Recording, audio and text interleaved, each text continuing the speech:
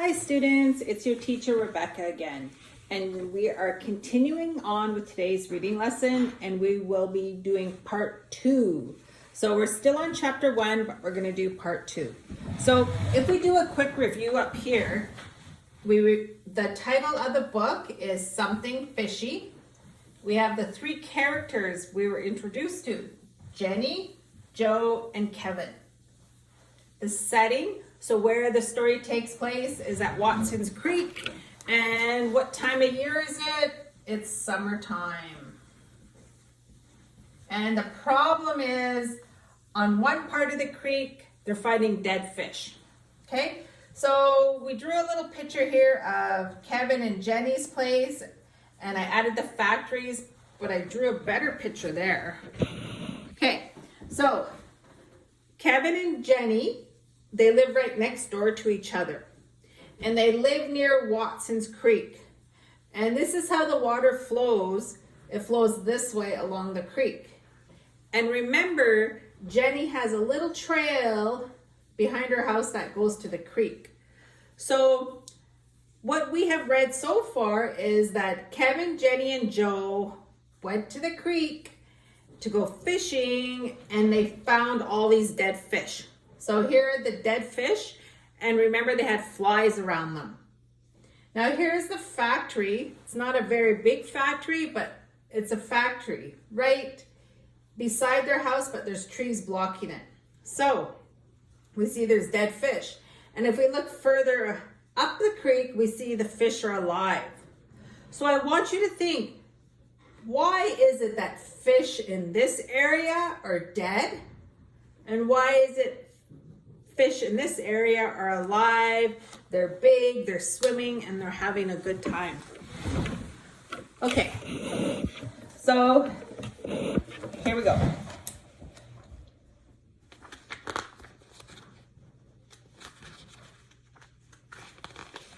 But why aren't there any fish in the water? Said Kevin. Maybe it's the time of year when fish die off or something, said Joe. So the kids are trying to problem solve it. Why are the fish dead, And Joe says, well, maybe it's that time of year. So maybe she's thinking about when fish spawn and after fish spawn, when they pass. So maybe she's thinking of that. Well, I think we should go further upstream and investigate. So the water flow is going this way. They want to go upstream this way and investigate. So there they are, and here they are doing their investigation. Kevin and Jenny followed Joe as she walked along the sandy edges of the creek, looking for anything that might be suspicious.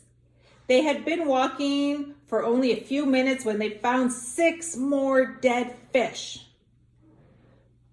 Do you still think there's a simple explanation, Joe? Asked Jenny. So Jenny's thinking, it's not that fish are spawning and dying. It's not that time of year. This is way more dead fish. Something is going on. It is sort of strange, said Joe. Kevin shook his head. These fish are dying for a reason. And we're going to find out why, said Jenny. They walked further up the water for another 5 minutes until they came to a sharp bend. So there's the little bend, but it's more sharper in the story. Jenny was the first to turn the corner. She laughed as she felt the tickle of tiny fish under her ankles. Hey, you two, quick! Joe and Kevin caught up, splashing the water as they ran around the current.